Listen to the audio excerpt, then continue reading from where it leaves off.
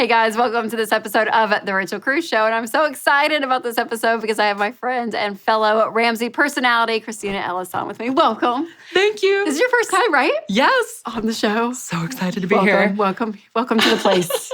Yes. So glad you're here. I was actually on back in 2019. Oh, that's right. You were. Yes. Oh, as I was saying that, I was like, I kind of feel like you have been here, but yes. Yeah, it was like a really short clip. Yes, that's right. I know. Well, first official intro. That's right. As Ramsey personality, she's here. So she's a best-selling author who has helped thousands of students earn their degree completely debt-free, which is amazing. And you wrote a book about how you won over $500,000 in scholarships. So I want to hear like your backstory. Tell everyone kind of what your story of what happened and how you got all that money. Yeah. Well, my story, it really began my freshman year of high school. My mom gave me a challenge. She sat me down and said, Christina, I love you and I believe in you, but there's just no way that I can support you financially once you graduate from high school. So you got to figure out your own way to pay for college.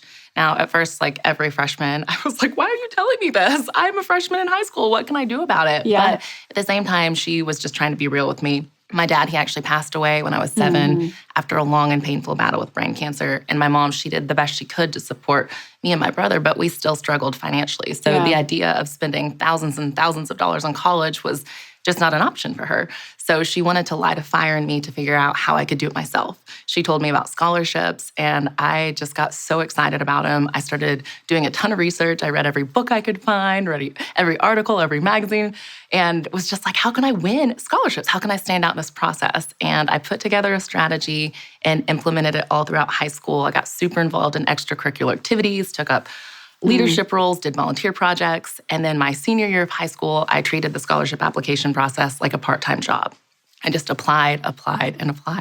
And thankfully, all the hard work and effort paid off. It led me to win over $500,000 in scholarships and go to Vanderbilt for undergrad and Belmont for grad school completely debt-free. Oh, it's unbelievable. Unbelievable. And what's crazy is like just a little backstory. So when I first started doing this job was like 2009, 2010, when I would travel and talk to you. Like I would go into high schools. Like that's how I started speaking. And I used a clip, I've told Christina this, of her on the news somewhere that I found because I was like, I'm telling all these high school students that they can go to school debt-free. And this girl did it. Watch Christina. And I like played this like 2-minute clip of Christina. So when we finally met in person, I was like, oh my gosh, Christina, for like a decade, I've been waiting to talk to you in person. Because it's so impressive. So impressive what you've done. And you're here now at Ramsey Solutions to really bring that message home to students. Like your heart really beats so deeply for them to find a way to go to school debt-free. Yeah, once I graduated from college, I had all these friends that were saying, Christina, like, I wish somebody would have sat me down in high school and told me that I didn't have to take out student loans, that there is another way. And just seeing my friends struggling with thousands and thousands of dollars in debt, I was like, I've got to do something about this. Like, I want to share my story and help people see that there is a different way. So I was able to write a few books on it, and now I've been able to travel the country and help thousands of families graduate debt-free. It's amazing. Yeah, so great. Thankful. Oh, so great. Because as you guys know, student loans, it is a huge, huge issue today. I mean, millions of people are struggling with it. So I want to dive in to this topic right now, but specifically on student loan forgiveness. So an article came out recently and talked about the student loan repayment. And it said in a new report from the Federal Reserve Bank of New York found that 37 million student loan borrowers haven't been required to make a federal student loan payment since March 2020. And 10 million student loan borrowers with private loans or FFELP loans were required to make student loan payments and did not get the student loan relief. So once federal student loan payments restart, student loan delinquencies are expected to rise. So what does that mean? When you hear the word delinquencies, like what does that, break that down for us? Because it's going to be for a lot of people, right? A lot of people are owing student loans and they just haven't been paying on them. Yeah, delinquency is what happens when you miss a student loan payment. So the first day that you miss a payment, you are delinquent on your student loan.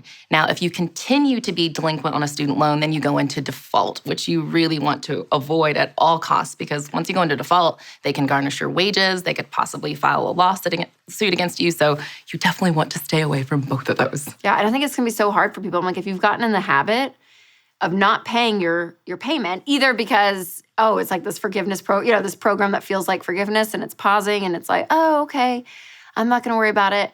Or you really don't have the means right now because maybe your job changed in the pandemic, whatever it looks like. But just being in the habit of not paying your payment, like that's hard. And then when it kicks back in, I mean, it's going to be a huge issue. And when that kicks back in, we don't know. We genuinely don't know. It keeps getting pushed out and pushed out. So there was a pause again through August 31st.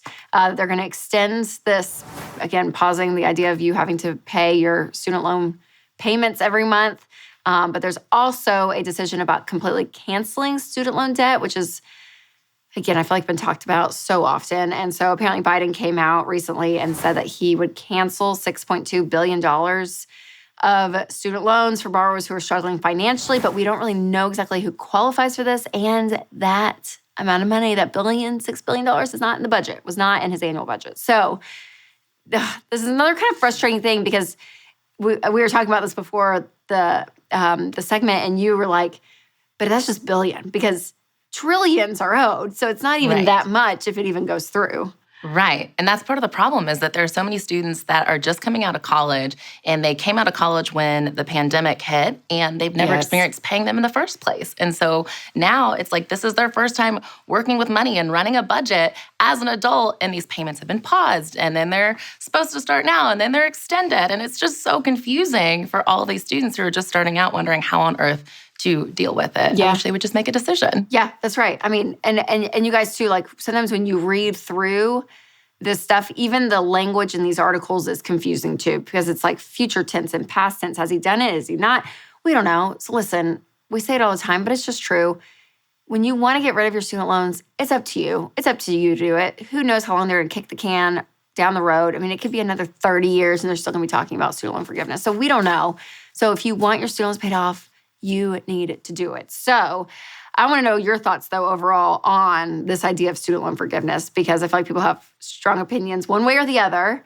So I'm just curious after all your research and everything you know about it, what you think. The problem is there's just so much red tape with a lot of these programs. So there's a lot of people who are counting on public student loan forgiveness, and then they're shocked when they either don't qualify or they get disqualified. In fact, in 2021, less than 2% of these applications were actually approved. So that's all these people who were making their payments on time and thinking that this was going to happen for them, and it just didn't happen. And then when we talk about broader student loan forgiveness, again, who knows if that's going to happen? Yeah. But there's a lot of people with private student loans that won't even qualify if the government forgives public student loans. Yes. So it's just really challenging and really confusing because people don't know what to expect. And a lot of these programs, like even the idea of it, it's just not reliable. People are just confused and they just don't know what's going to happen. Yeah. And it's tough. Oh, it's so hard. I don't know. And it's so funny because I'm like, my heart, I'm a little bit split on it because there's a part of me that I'm like, no, you signed your name. This is your personal responsibility, like Dr. John DeLuna. I've heard a few people, like, they harp on this. But then I'm also like, but it's these 18-year-olds that had no clue what they're doing. And some of them feel like they're almost tricked into it because they just see financial aid and FAFSA and they think, oh, this is scholarship. I mean, even the language, and that's confused. You know, like the whole thing's a mess to me. And so like my heart just breaks for people that are like, they're in it and they made a decision at 18 and now it follows them for decades of their life. And so neither of us, we want that for you, okay? So like, again, the idea of saying that I can take control of my money and I can actually do something about this in the future, it's empowering. And we hear it all the time about people paying off their student loans. Yes. Which is huge. So what is a good plan for people to go about this process if they're feeling overwhelmed? Yes. Well, first, get on a budget. Yes. You want to tell every dollar where to go, give it an assignment, and make that assignment to pay off loans. Yes. Praise hands emoji. Yeah. That thing. That emoji is always confusing. But I think it's praise hands, so we're waving the hands. Absolutely. And then crush that debt using the debt snowball. Pay off your loans, smallest to largest. I mean, you may need to get a second job, to get a side gig. It can feel like a lot, but remember, this is just for a season. Like you're doing this hustling for a season so that you don't have to stress out about it in the future and you can get on with the rest of your life.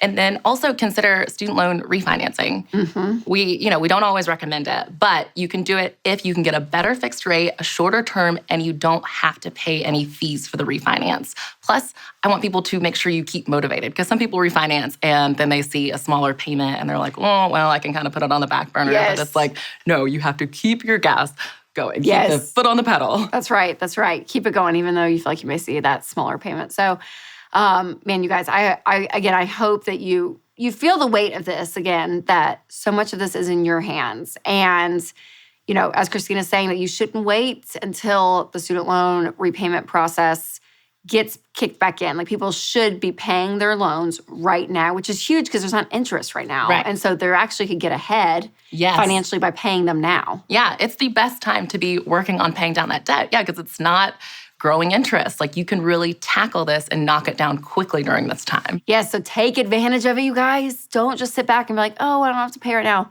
Pay on it again, because you can get so ahead on the principal. Christina, thanks for being here. Oh, thanks for I love having me. you on the team. Seriously, I'm so glad you're great. here. And where can people find you? Because I know there's a lot of people listening that think, I want my student loans paid off, or they have a child and they're like, I do not want them in student loan debt, and I want them to apply for scholarships and grants and all of it, and you're the person to go to. So where can everyone find you? Yeah, you can find me on Instagram or Facebook at I am Christina Ellis, and that's Christina with a K. And you can find a lot of my content on RamseySolutions.com. We have a great article that came out that is all about how to deal with repayments starting and how to plan your budget. So go to RamseySolutions.com and look up student loan payment.